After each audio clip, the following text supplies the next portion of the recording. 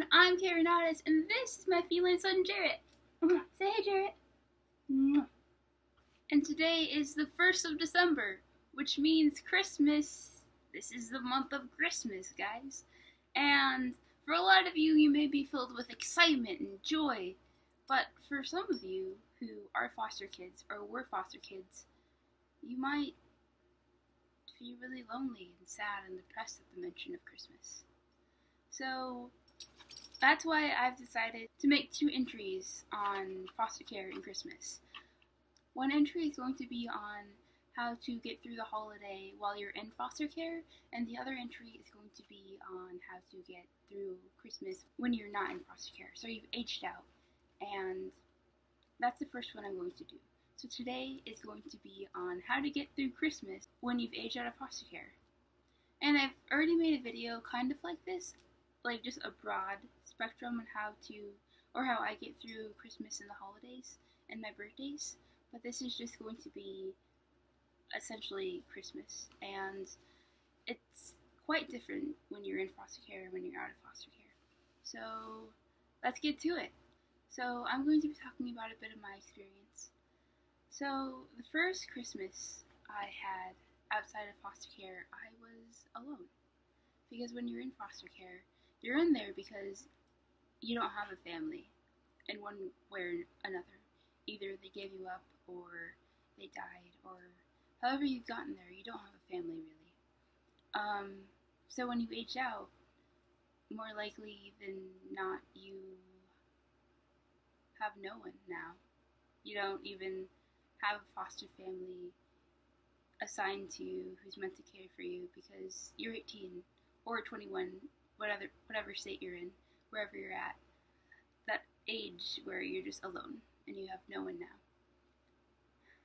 And for some people, they might still be a part of their foster family, they might still be able to hang out with them, but for a lot of us, foster care was not great, so they're not there anymore, and that's for the best. But you're alone. So I've had 3 Christmases outside of foster care. When I was 18, I turned 18 in October, so I was allowed to sign myself back in so I could finish high school. So my 18th year, I was still in foster care.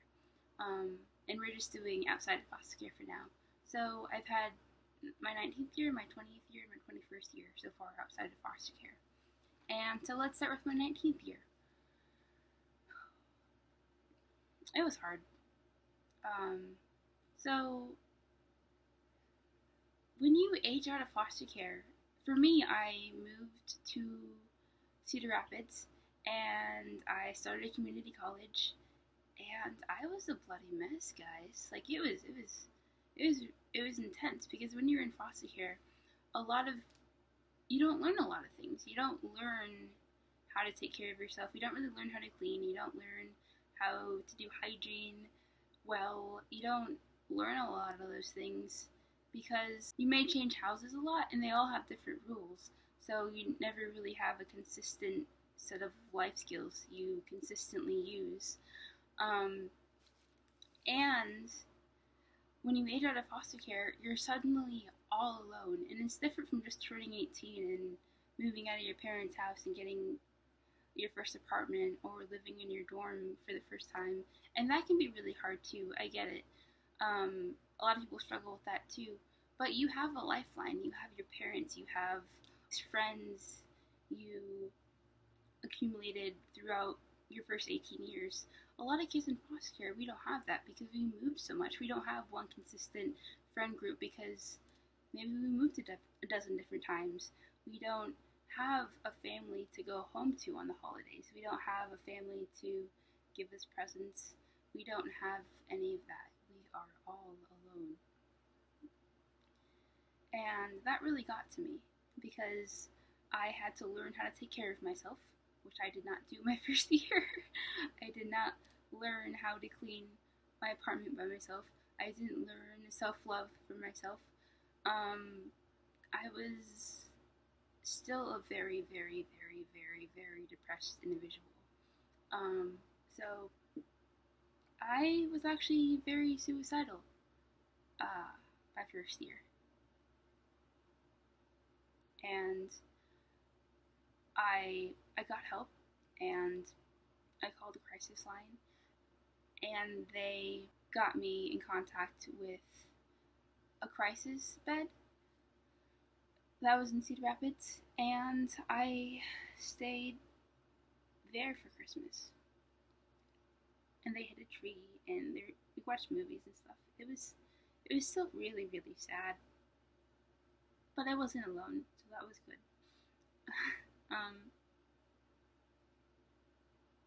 So I stayed there for a bit, and then I discharged. So that was my 19th year. Let's go on the 20th year. My 20th year looks a lot like my 19th year. During 19 and 20, I was very, very, very depressed. I was very suicidal. I was really, really intense and feeling all these emotions. I had to learn all these things. When you're a young adult, you're going through all these things. That's why 20-year-olds and 13 to 24, you're just kind of insane because your brain is changing and you're going through all these intense emotions. But put all that on top of learning how to be a person, which you've never had to do before, and you're just depressed on top of that and suicidal, and that was the end. Around that time, Christmas, my 20th year, that was when I was kind of able to pull myself together a bit after that, and I haven't really felt suicidal like that since then, so that was really awesome. It was actually really quite a turning point. So I did go to the crisis bed again. Those are actually the only 2 times I used the crisis beds. Christmas, because Christmas is really, really hard. Everyone is all together, and they're always talking about their family, and they're asking you about yours, but we don't have that, at least in the way that they do. We don't have fond memories. We don't have them to go to. We don't have them to give us presents. And they always ask, oh, what did you get for Christmas? We don't have anyone to give us things for Christmas. Sometimes there are programs that will, and so for my 19th year, I got a vacuum, which is really awesome. For my 20th year, I got towels and some socks, which is cool. And that was through a program, but they stop when you turn 21. So, I'm 22 now. So my 21st year, it was actually pretty great. I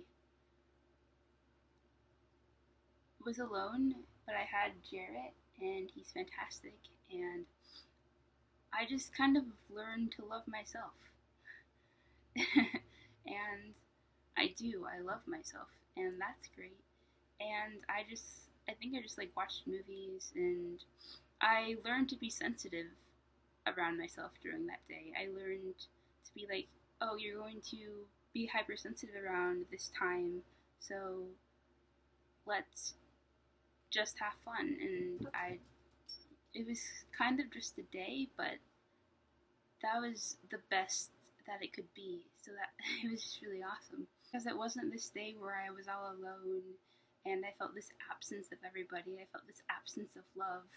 It was just this day where I loved myself, and I was able to just put me first, and it was really, really nice. And I'm hoping I can do that again. That's what I did for this Thanksgiving, and it was quite awesome. That's how I've been handling holidays, and of course, at first it wasn't very good, but so now I'm talking to you guys who are in foster care. You have to learn to love yourself, and you also have to learn triggers. So that holiday might be a big trigger for you. So don't dwell on that. If you dwell on a trigger, it's just going to become this huge thing, and you're going to feel really depressed, and you're going to become suicidal maybe. Don't dwell on it. Dwell on what makes you feel good. Do something instead of that. If you enjoy watching movies, and if you enjoy that time with yourself, watch a movie. If you enjoy doing pottery, do pottery. If you enjoy maybe going to a park, do that. And another thing with Christmas, why it's hard, is because a lot of things are closed. you can't just go to like a pottery place and sculpt because it's going to be closed. So you're going to really have to prepare ahead of time if you know that's hard for you. So maybe set up the day. Set up the day. So I bought this movie to watch at 10 o'clock maybe, and I scheduled this activity for myself. Maybe it's doing a puzzle, or sculpting something, or drawing something, or learning something, watching a TED Talk or something. And then maybe at 2, I'm scheduling this time to just go for a walk. Even if it's cold, it's really awesome to just go outside and look at how beautiful everything is and just get away from that place where you are if it's hard. Sometimes it's good just to leave where you're dwelling and then fresh air, and then it's okay to come back after that. And maybe if night times are hard, maybe make a special playlist for yourself so you can listen to it when you're going to bed. And something that's really, really helped me is having a feline child. I love you. So I'm not alone with him, and he's awesome, and I love him. And having a child of any kind of gives you a purpose and to be happy and to be healthy.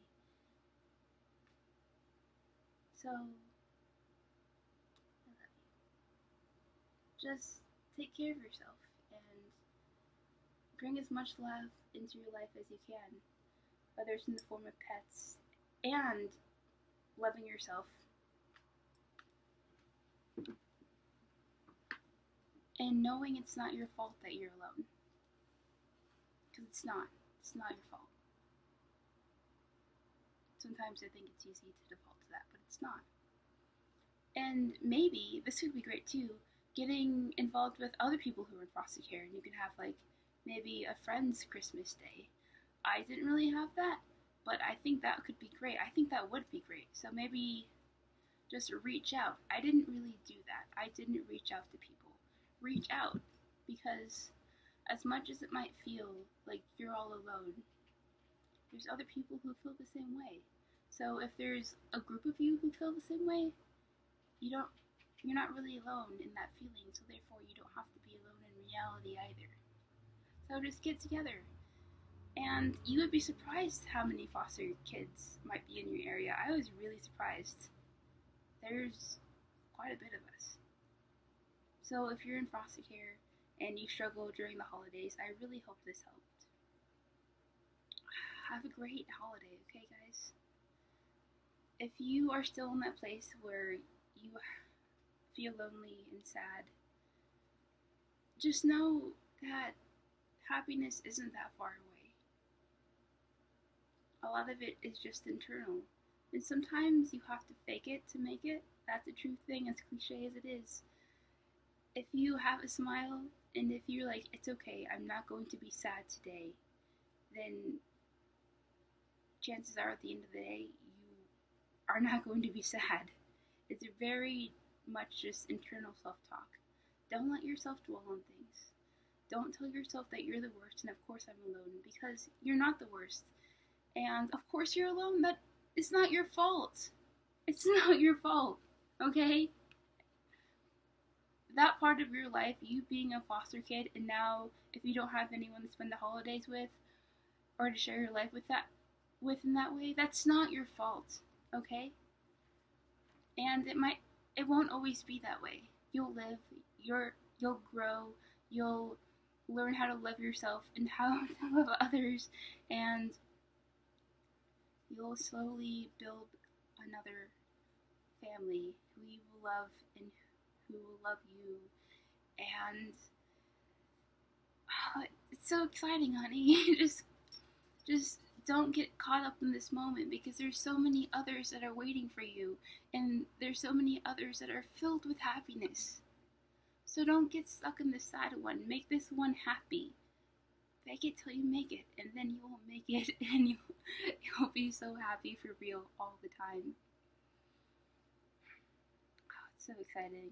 I'm so excited for you, because it's such a great feeling. Truly, it is.